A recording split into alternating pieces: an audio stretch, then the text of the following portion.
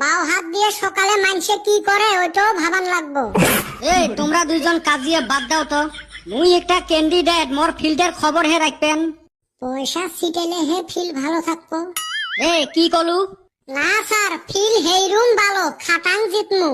নহয় sir, we কিন্তু কইল তোমরা পয়সা ছিটেন না। কিসের পয়সা ছিটেং না? হ্যাঁ, এই 10-15 দিনত নাহিলেও মোর 1350 টাকা গেল। তাই তো কই স্যার, আপনি তো হেইরুম পয়সা খরচ করছেন।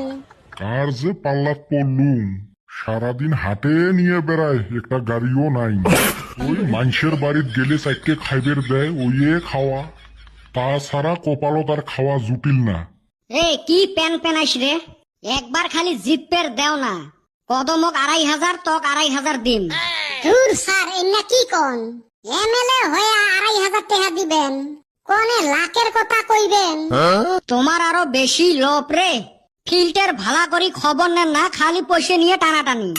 স্যার কইলামে তো, ফিল তো ভালোই। মুইও তো তাই ভাবি আছো। দক্ষিণ ফালে তো কমসে কম 80% ভোট পাইম, পূব আর পশ্চিম ফালে তো টেনশনে নাই, আর উত্তর ফালে তো 60-70% তো ভোট আসবে। তাহলে না স্যার মেলা ভোটত জিতমু। ওইটা আর সন্দেহ আছে।